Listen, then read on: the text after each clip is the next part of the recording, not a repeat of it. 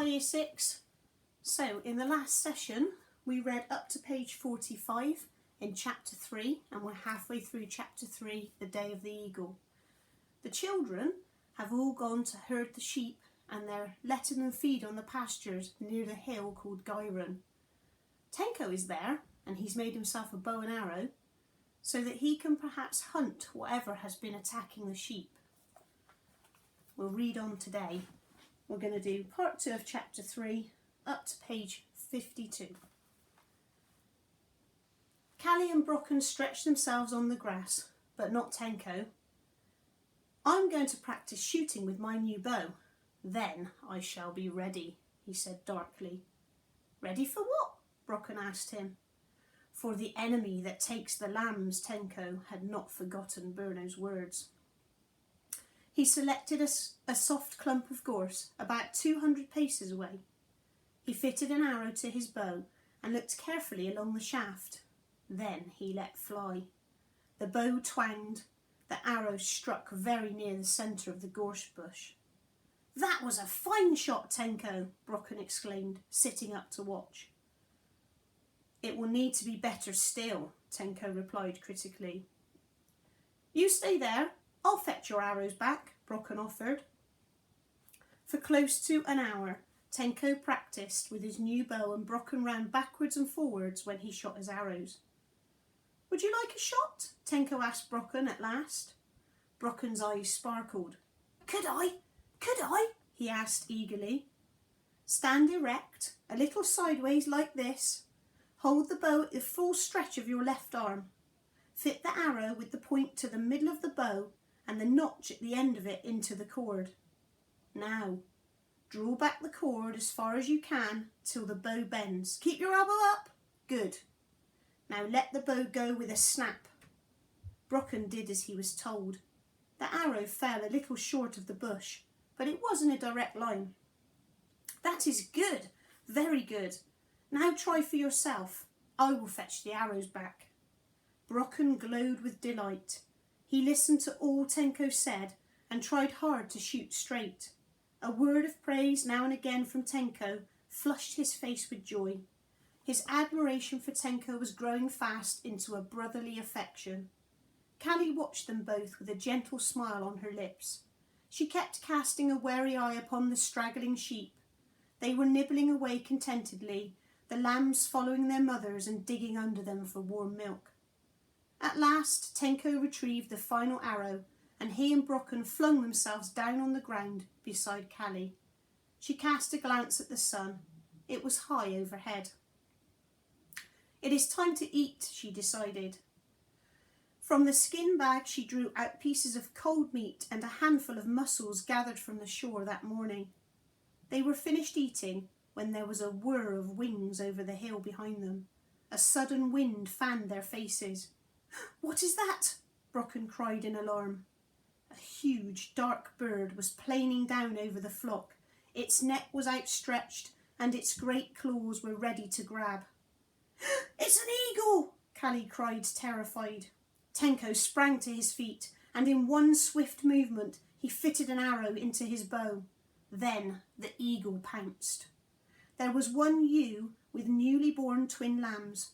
She did her best to defend them, stamping at the eagle and lowering her horns at him, but she could not keep the eagle away from both lambs at once. He was swifter and dug his claws into the neck of a tiny lamb before she could wheel round to defend it. The poor little creature gave a horrible screech. The eagle began to rise in the air.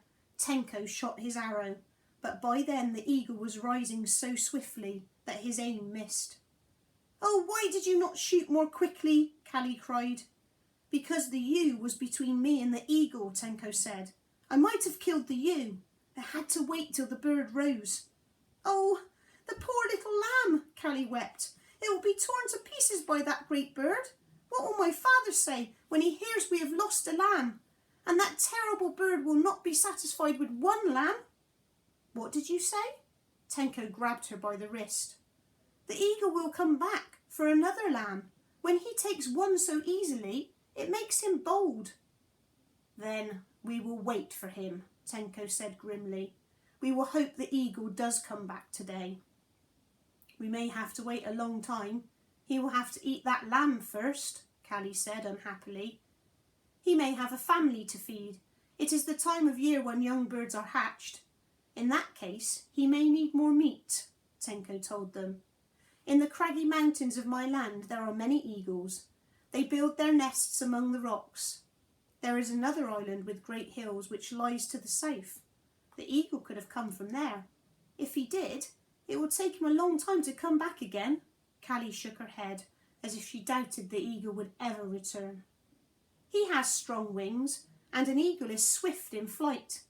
He made an easy kill here. He will remember that. Birds have long memories for places where they get their food, Tenko said wisely. It is not the first time he has taken lambs from your flock. We will wait and sit and watch. We will bring the sheep closer in besides us. They went round the flock then, herding them in closer to the rocks where they had been sitting. Callie went down to the bank where a little stream burst forth and brought back water for them all in earthenware cups. Then they settled down to wait. The sun was westering. The little flock seemed uneasy. It was as though they knew one kill had been made, and they were waiting for another. The ewe which had lost her lamb bleated constantly and would not let the other twin lamb out of her sight. There was anguish in her bleating. The clouds began to blow in from the sea and to cast dark shadows on the hill of Gyron. Callie shivered when the warm sun disappeared behind them. Tenko watched the sky to the south. It was to the south the eagle had flown. Brocken watched too, but he looked more to the east. It was Brocken who had first seen the hovering speck in the sky. "Look, Tenko," he said in a whisper, almost as if the great bird could hear him. So that's our retrieval question for today. Why did Brocken whisper when he saw the bird come back?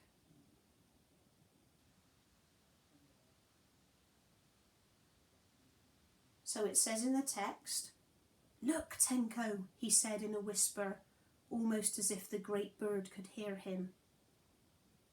So he's whispering because he thinks the bird might be able to hear him, and if the bird hears him, maybe it will turn and fly away, and they will not be able to take a shot at it. The speck grew larger, got nearer. Tenko stood up quietly and fitted an arrow to his bow. He shielded his eyes to watch. Nothing must impair his aim this time. "Keep very still, Brocken. Take care not to cry out, Callie," Tenko cautioned her. "I want the eagle to come in close and to settle on its lamb. When its eyes are fixed on the lamb, then I will shoot." The speck had grown into a huge winged bird. The beat of its wings echoed down the hill. The flock sensed the approach of its enemy and faced uneasily this way and that. Ewes tried to gather their lambs under their bodies, and the lambs sucked frantically at their mothers, trying to draw comfort and security from the warm taste of their milk. The flapping of the wings ceased. The eagle hovered 100 feet above the flock, eyes looking this way and that. The little group by the rocks remained as if they were carved from stone. Slowly, the eagle planed down till it was just a few feet above the frightened flock, which kept turning about, clustering close for great safety. Suddenly, the fierce eyes spied a single lamb on the outskirts of the flock nearest to the watchers. With outstretched claws, the eagle dropped like a stone on the lamb. In that instant, Tenko's bow twanged. The eagle's claws were already searching for the wool of the lamb to get a firm hold. For a second, the bird raised his head and looked towards the children. In that moment, the arrow transfixed the eagle's throat. He fell, a mass of beating, quivering wings among the sheep. Tenko dropped his bow and snatched the bronze axe from deep in his pocket of his deerskin. Another second, and he was striding amongst the flock. The eagle was lying in a circle of grass. The sheep had scattered from the hill on all sides and then turned to watch their fallen enemy. Blood welled from the place in its neck where the arrow still quivered. As Tenko approached, the eagle gave a feeble flutter. trying to raise himself onto his wings and to strike at his enemy. Tenko rushed upon him with the axe and struck one blow. Under the eagle's claws, the lamb still squealed. Tenko cautiously prodded the eagle with the axe to make sure he was really dead. The great bird did not stir. Then Tenko looked at the lamb. The claws were tangled in the curly wool, but save for a small scratch, the lamb was unhurt. Gently, Tenko pulled the wool clear of the extended claws.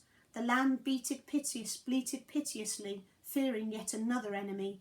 A ewe bleated in answer. Tenko examined the little creature and then set it down gently on its spindly legs. It made one frantic rush at the ewe and thrust its head beneath her for comforting milk, and she turned to nuzzle it. Callie and Brocken came running up. "He's dead! The eagle's dead!" Brocken cried, jumping up and down. "It was a wonderful shot, Tenko." "You saved the lamb!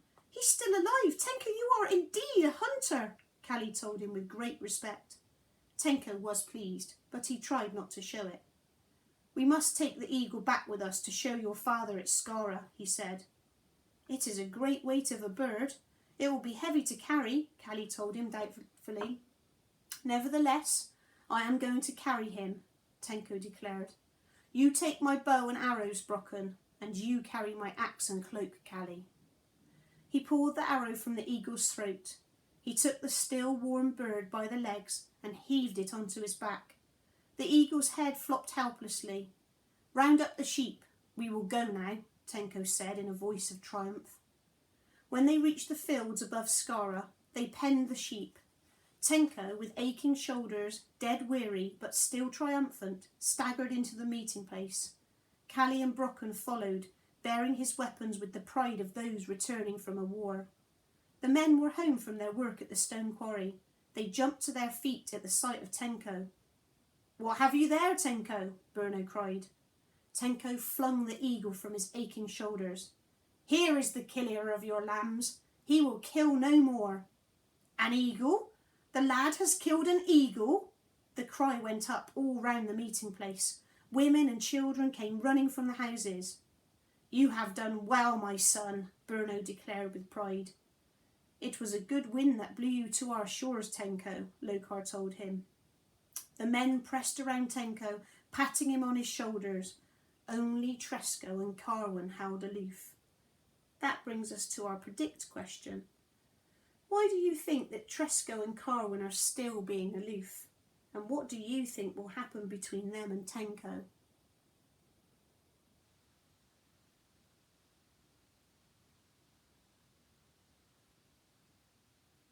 So, everybody else is overjoyed and really respectful of Tenko because he has saved their herd from the eagle that's been attacking them. Only Tresco and Carwin are held aloof. That means that they still want nothing much to do with Tenko. They still think that he might be a threat to the tribe, and they're a little bit put out that the tribe has accepted Tenko in when they had a different opinion. I wonder if perhaps in the future that Tresco and Carwin may do something that puts Tenko at risk in the tribe, where maybe they try and get rid of him, or maybe they actually have some kind of a battle or a fight. They certainly don't seem to like each other much. Lemba the potter left the circle around Tenko. He dashed to his workshop and came running back with a bowl in his hand. It was the one with the spiral markings that Tenko had admired that morning. "Take it, Tenko," he said, thrusting the bowl into Tenko's hand. "You have today done a deed which deserves it." Tenko thanked Lemba warmly, and then he turned to Bruno. "Bruno, I give the eagle to you and to Lokar to do with as you please. I only ask that I may have 6 feathers from the wings and the 2 claws." Bruno plucked 6 feathers from the wings, and with his flint knife he cut off the 2 claws. "They are yours, Tenko. What will you do with them?" 3 feathers I will give to Brocken to wear as a headdress." He handed them to Brocken. "The other 3 shall be my headdress, so that men everywhere will know that we are brothers." Brocken clasped his feathers with pride and lifted eyes full of brotherly love to Tenko. "And the claws?" Bruno asked. "I give one to Lemba to use when he draws patterns on his clay bowls, because he has shown me friendship." Lemba took Tenko's hand warmly. "I shall draw better patterns with this claw." "And the other claw?" Bruno asked. "The other claw I give to Callie to wear as a necklace, so that she may never forget the day of the eagle." Callie lifted her warm brown eyes to Tenko. For a moment they looked at each other in silence and in kindness as Callie received his gift. That's the end of chapter 3. Chapter 4 next, the day of Carwin's revenge. Maybe our prediction was correct. Our final question today is a summary question. You need to summarise what happened when the eagle returned.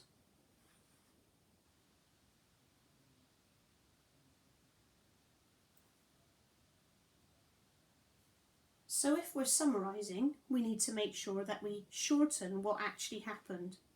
So when the eagle returned, Tenko waited for it to get very close to the flock and to actually clasp a lamb before he took aim and took a shot. The arrow landed in the eagle's chest, in his neck, and the eagle dropped to the ground. Then Tenko went and checked that the eagle was dead, and he used his axe to strike it and make sure. They took the eagle back to the meeting place to show the tribe. And then Tenko used bits of the eagle to give out gifts to all the people that had accepted him into their family and into their tribe as friends. I think that probably summarises it. You may have used different words or picked different bits, but as long as you have the main points, then that's a correct summary. I hope you're enjoying the story so far, and chapter 4 will be the next thing, and probably Miss Hill will be reading that bit.